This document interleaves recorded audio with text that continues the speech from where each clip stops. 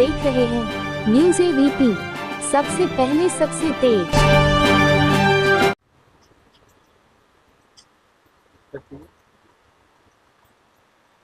दूल्हा जी, एक जमीन के मामले में आपका नाम घोषित किया जा रहा है, आप क्या वो कैसी जमीन है? वो आदित्य वर्मा एक हैं जो सत्येंद्र यादव जो इस विषय को उठा रहा है, उसके चाचा से वो क्रय किए थे। आदित्य वर्मा 2 नंबर की ज़मीन है, 120 और 108। दोनों में क्रय करने के बाद वो पोजीशन लेने के लिए गए तो उन्होंने पोजीशन देने से इनकार कर दिया, जिस पर आदित्य वर्मा ने माननीय न्यायालय एसडीएम कोर्ट में अपना बंटवारा दाखिल किया। बंटवारा कई वर्षों के विचारण के बाद बंटवारा डिसाइड हुआ। डिसाइड में ये हुआ कि 120 नंबर रामचंद्र यादव जो सत्येंद्र यादव के पिता हैं उनको मिलेगा और 1 नंबर आदित्य वर्मा को।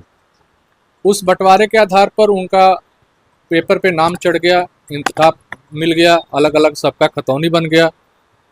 आदित्य वर्मा को पैसे की आवश्यकता थी, उन्होंने अपना ज़मीन बेचने का सौदा कर रहे थे। मुझे मालूम हुआ, वो हमारे तक आए, उन्होंने अपना ज़मीन जो 48 हेक्टेयर है, लगभग 4 कट्ठे का है, उन्होंने हमको बेच दिया।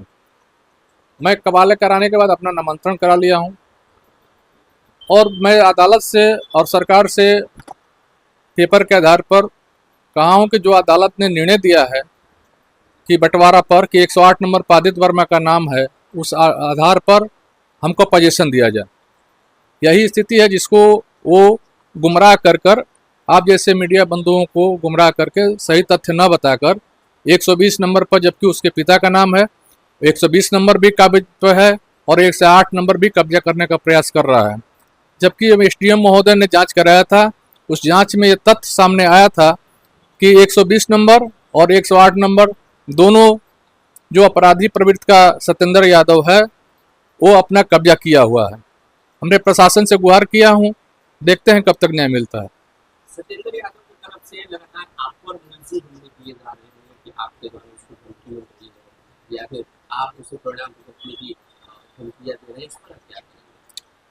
अब एक अपराधी प्रवृत्ति का व्यक्ति से मुझे भय हो सकता है, उसको किस तरह का भय है? अभी 1 साल झारखंड की जेल में रहकर, गांजे की स्मगलिंग में जेल में 1 साल 3 महीना रहकर वो आया हुआ है।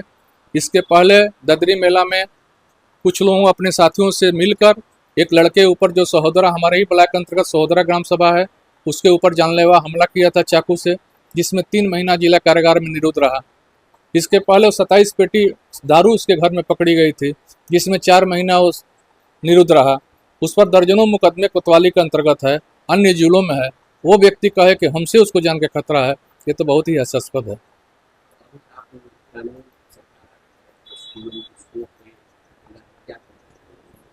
एसडीएम कोर्ट का निर्णय है बंटवारे का।